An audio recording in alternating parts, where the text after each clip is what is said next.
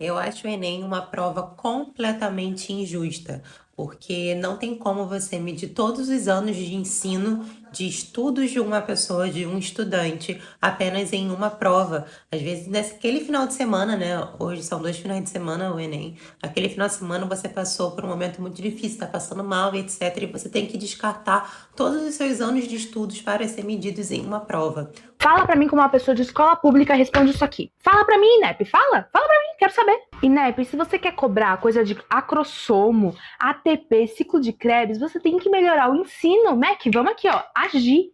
Como que alguém de escola pública responderia essa prova? Me chamo Pedro Augusto e eu vou contar um pouco da minha experiência de como foi ter feito Enem saindo de escola estadual. E, bom, foi uma prova muito complicada, né, tendo em vista que diversas matérias eu não tive na escola, como, por exemplo, Química e Biologia, então metade da prova do dia 2 eu não conseguia fazer direito por falta de conteúdo. O nosso trabalho é baseado em uma das ODSs, ou Objetivos de Desenvolvimento Sustentável, da ONU, Organização das Nações Unidas, sobre educação de qualidade. Começamos observando que o sistema de educação brasileiro, no geral, possui muitas falhas, principalmente na transição para o ensino superior, e o Enem, ou Exame Nacional do Ensino Médio, sendo um dos principais problemas para essa transição, levando em consideração que ele foi criado pensando em ser uma forma melhor e mais fácil de ingressar na faculdade. Mas no fim ele acaba dificultando ainda mais para as pessoas de baixa renda, porque essas pessoas acabam tendo maior desvantagem em relação às que estudam em escolas particulares, perdendo suas vagas no processo, justamente por não terem tido acesso a muitas das matérias e assuntos cobrados no Enem. Ainda mais relembrando que recentemente foi implementado o novo ensino médio, cobrando mais trabalhos escolares não relacionados a vestibulares, aumentando a dificuldade de ingresso às faculdades, por diminuir o tempo que os estudantes de escolas públicas têm para compensar as matérias não dadas em salas de aula, especialmente para aqueles que trabalham enquanto estudam, elevando o número de pessoas que precisam de curso preparatório, que uma grande parcela dos alunos não possui condição de pagar, ou de alunos que desistem da faculdade. Pensando nisso, sugerimos uma plataforma que complemente os materiais escolares e, ao mesmo tempo, substitua os vestibulares, no ingresso à faculdade de forma completamente gratuita e fácil. Ao aplicar o conceito de decomposição do pensamento computacional ao nosso problema, que é a dificuldade do ingresso de jovens de baixa renda na faculdade, nós podemos dividi-lo em partes menores e mais fáceis de analisar. Isso nos ajuda a entender melhor cada obstáculo e a buscar as melhores soluções. Um dos principais fatores identificados na decomposição é que muitas escolas públicas enfrentam problemas estruturais, como o ensino defasado em disciplinas chaves, por exemplo, na matemática, no português, na geografia, a falta de professores qualificados e currículos que nem sempre te preparam adequadamente para fazer os vestibulares. Além disso, muitos estudantes não têm acesso a materiais atualizados, como os livros didáticos ou plataformas de estudos, que isso os coloca um pouco em desvantagem em comparação com os alunos de escolas com melhores recursos e infraestrutura. Portanto, ao decompor o nosso problema, fica claro que precisamos tratar cada uma dessas questões separadamente, para buscar as melhores soluções e as soluções mais eficientes.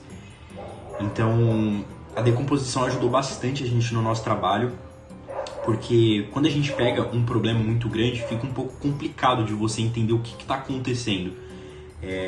Quando a gente tira o problema em partes menores, fica um pouco mais visível de ver esse problema, fica um pouco mais fácil de resolver um problema menor, e resolvendo esses problemas menores, nós conseguimos chegar num consenso para eliminar o problema principal.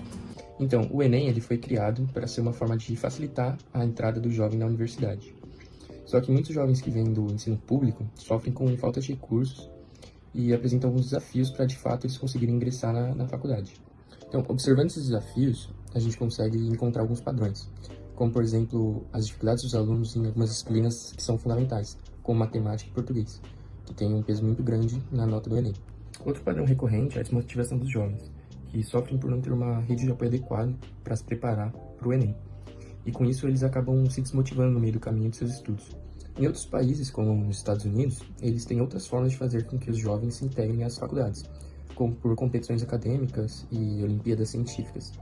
No Brasil, nós não temos isso. Isso poderia ser uma forma de fazer com que os jovens se motivassem e incentivassem cada vez mais os estudos deles, e até estudar por diferentes áreas.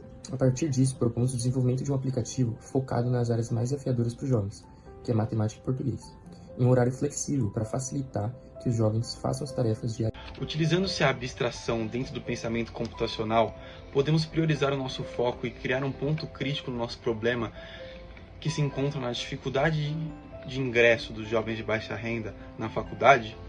Facilitamos a nossa concentração e o nosso foco nos principais critérios que requerem uma preferência e uma importância inicial maior, dando como exemplo o fato de que o Enem não corrige a desigualdade que os alunos enfrentam, principalmente na questão do ingresso ao ensino superior, que na rede pública os alunos enfrentam desvantagem na preparação, ou também a questão que muitos alunos precisam trabalhar enquanto estudam, dificultando o acesso a cursos preparatórios.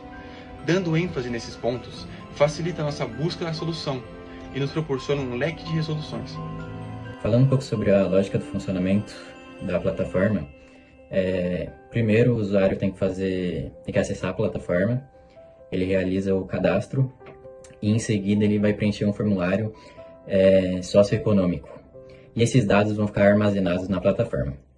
Depois disso, o sistema vai liberar os materiais preparatórios para os vestibulares e Enem, como videoaulas, exercícios e simulados. E, além disso, vão ser sugeridas atividades extracurriculares, como trabalhos voluntários e estágios. O aluno pode escolher e participar dessas atividades, e quando ele concluir uma, o sistema vai registrar automaticamente e vai atribuir uma pontuação, levando em conta o tipo e a relevância da atividade. Com isso, o ranking vai ser atualizado automaticamente e esse aluno vai receber uma notificação sobre o seu progresso e sua posição no ranking. Além de novas sugestões de atividades que vão ajudar a melhorar a sua pontuação. E por fim, as universidades vão acessar esse ranking e vão visualizar a pontuação dos candidatos e vão selecionar os melhores de acordo com os critérios estabelecidos.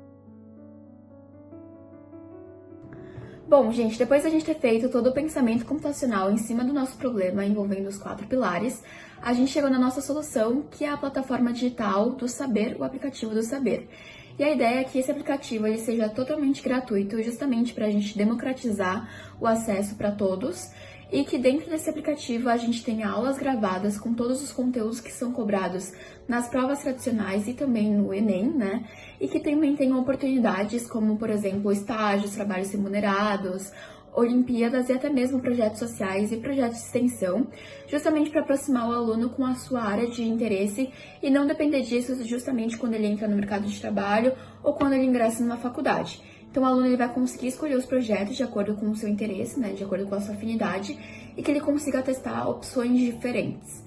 E a ideia é que conforme o aluno vá concluindo esses projetos, essas atividades extracurriculares, e que também ele vá concluindo as aulas e passe por teste de conhecimento, ele vai acumulando, né, vai somando pontos dentro de um ranking, e justamente para que as universidades passem a olhar para esse ranking, a ponderar o ranking também na hora, por exemplo, do ingresso do aluno numa faculdade, ou também na hora de conceder bolsa e outras oportunidades para os alunos. E apesar do nosso foco serem os alunos, né, de ensino médio, do terceirão, que estão no processo de ingresso às faculdades, qualquer aluno pode entrar na nossa plataforma para assistir às aulas e também participar de projetos extracurriculares, né?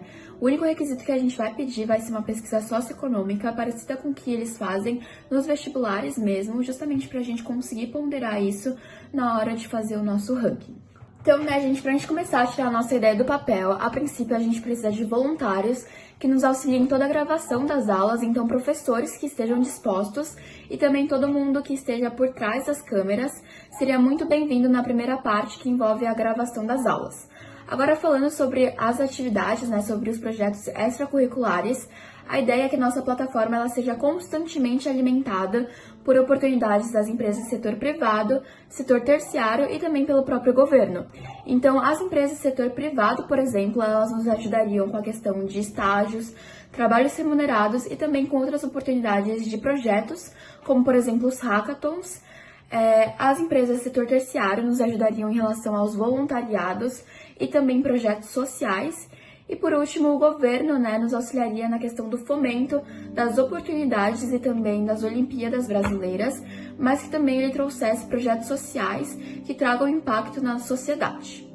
E agora, falando sobre os ODS, a gente pode fazer uma conexão clara com o ODS 4, que fala sobre a educação de qualidade, mas também a gente consegue linkar com os ODS 10, que fala sobre a diminuição da desigualdade, a redução da desigualdade, justamente porque a gente vai promover a plataforma para todo mundo.